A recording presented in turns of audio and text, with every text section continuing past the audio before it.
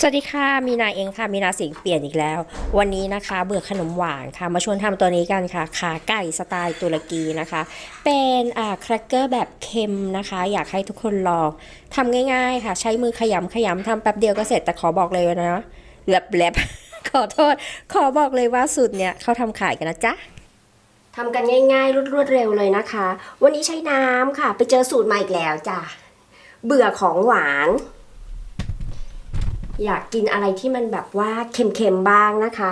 น้ำนะคะเศษ1/3ถ้วยตวงหรือประมาณ80 กรัมนะคะแล้วก็มีนาจะใส่น้ำตาลทรายลงไปแต่ว่ามีนาจะใส่เป็นน้ำตาลทรายก้อนนะไป2ก้อน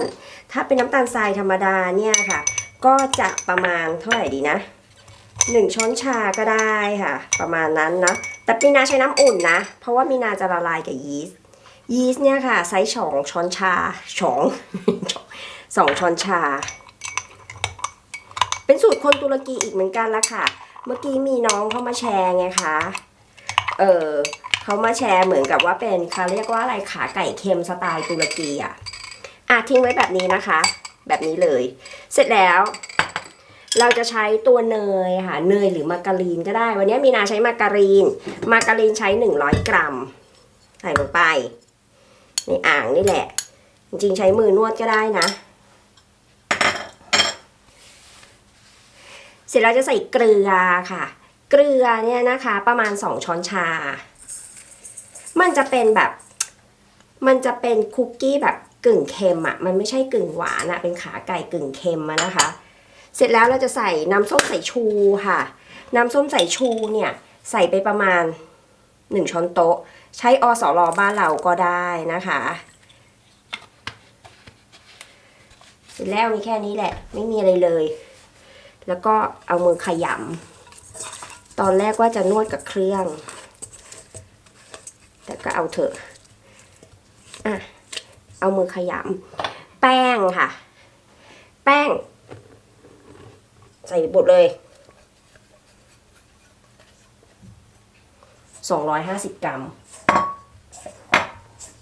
นะคะ250 กรัมก็ประมาณ2ถ้วยตวงนิดเพราะว่า1ถ้วยตวงเนี่ยมันเท่ากับเวลาตวงแป้งของมีนานะมันจะเท่ากับ125 กรัม2ถ้วยตวงมันก็จะเท่ากับ200เท่าไหร่นะ250 กรัมป่ะ2ถ้วยตวงแค่นี้ละค่ะแต่ว่าไม่รู้มันจะเค็มหรือเปล่าถ้าใครใช้เนยเค็มนะเนยเค็มนะคะก็เขาเรียกว่าใช้เนยเค็มก็ลดเกลือลงหรือไม่ต้องใส่เกลือเลยก็ได้ค่อยๆใส่น้ำที่ใส่ยีสต์ลงไปนะคะเท่านั้นเองค่ะแล้วเดี๋ยวนวดอาจจะต้องเติมน้ำเพิ่มอีกนิดหน่อยนะต้องดูเพราะว่าแป้งเนี่ยมันจะต้องค่อนข้างไม่นิ่มแล้วก็ไม่แข็ง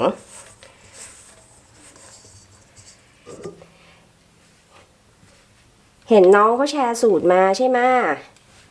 ก็เลยอยากกินมันน่าเบื่อมันเบื่อไอ้พวกขนมหวานๆนะคะอยากกินอะไรที่มันแบบเค็มๆนิดนึงก็เลยเป็นแบบว่าขาไก่สไตล์ตุรกีนะคะ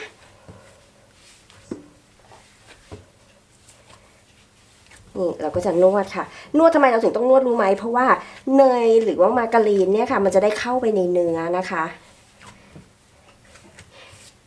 FC ท่านใดทำแล้วนะคะ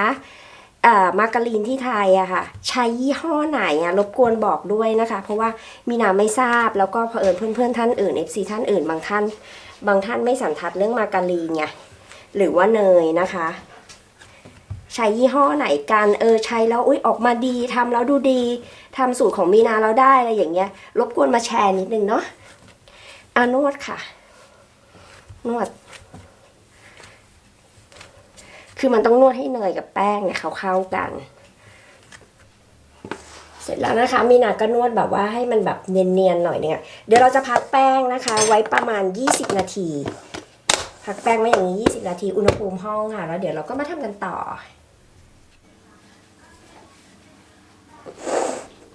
หลังจากที่เราพักแป้งแล้วนะคะเห็นไหมคะว่าเขาก็จะมีความนุ่มขึ้นมากเลยแหละเราก็จะแบ่งแป้งค่ะเดี๋ยวขอถอดแหวนนิดนึง เดี๋ยวเราจะแบ่งแป้งนะคะ เราจะแบ่งแป้งออกมาเป็นแบบนี้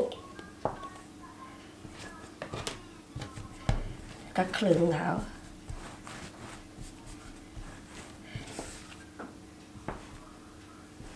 จะตัดเป็นก้อนกลมๆค่ะก้อนลูกละประมาณเล็กๆถ้าผลส้มผลเล็กๆค่ะอย่างเงี้ยแบ่งไว้ก่อนนะแล้วเดี๋ยวค่อยมาคลึงยาวๆไม่เท่ากันด้วยมีนาลืมปิดเสียงทีวีคราวนี้เราจะมาปั้นเป็นยาวๆค่ะแบบนี้ทำมันแบบนี้ก่อน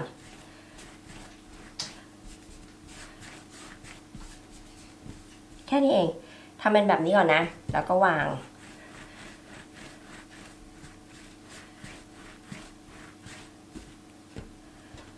ใช้มือคลึงเอาช่วงนี้ไม่ได้ทำบนเคาน์เตอร์นะคะเพราะว่าเคาน์เตอร์มันไม่มีแสงบางครั้งมีนาทำตอนกลางคืนค่ะทำตอนกลางคืนแล้วมันแบบเกิดอยากกินขึ้นมาไงเกิดอยากกินความอยากกินมันไม่ปานมีใครถูกปะครึ่งบน2 มือนี่แหละอันสุดท้ายค่ะเราก็ไม่ต้องเรื่องมากเนาะเอาแค่นี้เองเดี๋ยวเราจะคุมแป้งไว้นะคะเดี๋ยวแป้งเขาจะแห้งก่อนอื่นออกมาก้อนหนึ่งก่อนเนี่ยค่ะเราจะปิดไว้แบบนี้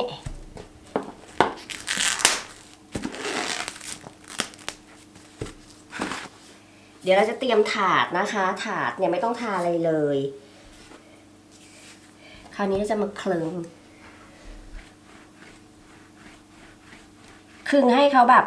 มีความหนาเท่าแบบนิ้วอะค่ะเท่านั้นเองง่ายๆของตุรกีง่ายค่ะไม่ต้องใส่สารเสริญอะไรนะคะนี่นะก็จะคลึงแบบนี้แหละค่อยๆคลึงไปค่ะตรงกลางไล่ออกมานะคะ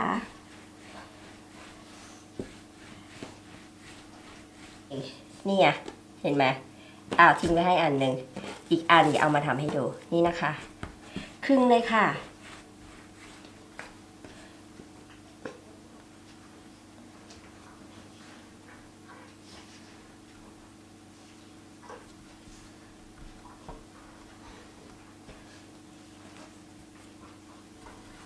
เราจะวางที่ถาดแบบนี้นะคะวางแล้วเราก็กดปลายเนี่ย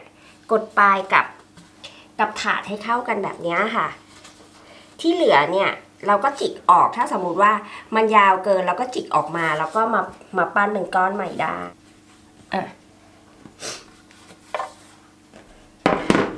อีกอันเป็นอย่างนี้ใช่ไหมคะเนี่ยเราก็วางให้เขามีระยะห่างเท่าตัวหนึ่งแล้วก็เอานิ้วเนี่ยนะคะเนี่ยเอานิ้วเนี่ยกดตรงปลายเขาแบบนี้กดเอาไว้แบบนี้เพื่อที่มันจะได้ไม่กลิ้งทำให้หมดทุกอันแหละเสร็จแล้วนะคะเราจะพักแป้งอีก15 นาทีค่ะทิ้งไว้แบบนี้นะคะหาอะไรคุมไว้นะมันจะได้ไม่แห้งมีนาทำได้ถาดหนึ่งนี่ละค่ะกี่เส้นก็ว่ากันไปเนาะเสร็จแล้วก็จะมีแบบกลมๆนะคะทำแบบกลมๆก็ได้เหมือนกันแบบนี้3 อันเองทิ้งไว้อย่างเงี้ยแล้วค่ะ15 นาทีเสร็จแล้วเดี๋ยวเราก็มาทำกันต่อเดี๋ยวเราจะมีไข่แดงนะคะตอนนี้มีนาอุ่นเตาอบแล้วที่ไฟ180 องศานะตอนนี้มีนาอุ่นเตาอบแล้วนะคะที่ไฟ180 องศามีไข่แดงค่ะไข่แดง1 ใบแล้วก็จริงๆแล้วใช้ไข่แดงอย่างเดียวก็ได้นะคะแต่ว่ามีนาอยากให้สีเขาเข้มมีนาจะใช้น้ำเชื่อมองุ่นด้วยประมาณครึ่งช้อนโต๊ะแล้วแต่ใครไม่มีไม่ต้องใส่นะคะแต่ว่าถ้าใครมีพวกไซรัปอะไรพวกนี้ค่ะก็ใส่ลงไปได้เหมือนกันเขาก็จะออกหวานเค็มเดี๋ยวใส่น้ำลงไปนิดนึงค่ะเพราะความที่เขาข้นจัด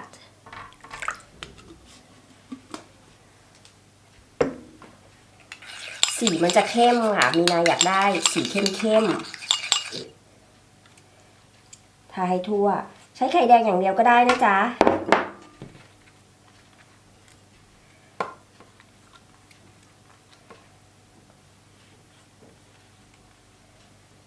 เราจะอบที่ไฟ180องศานะคะไฟบนล่างไม่เปิดพัดลมจะอบกี่นาทีแล้วแต่ใครชอบสีเข้มมากเข้มน้อยถาดใส่ตรงกลางได้เลยค่ะ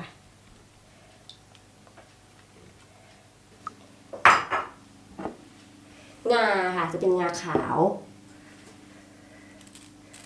โรยไป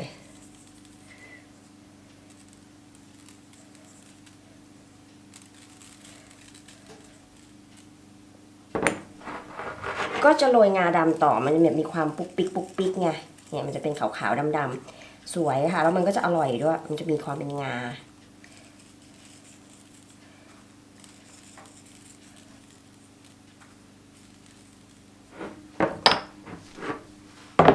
เดี๋ยวจะอบแล้วนะ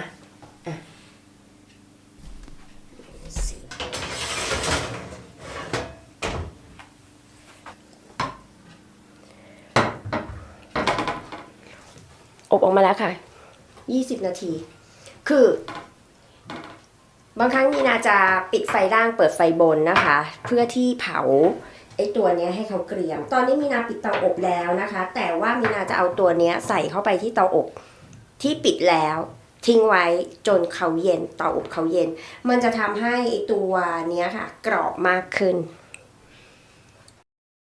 เสร็จแล้วค่ะเหมือนต้นคลิปวิดีโอนะคะบอกเลยว่ากรอบค่ะ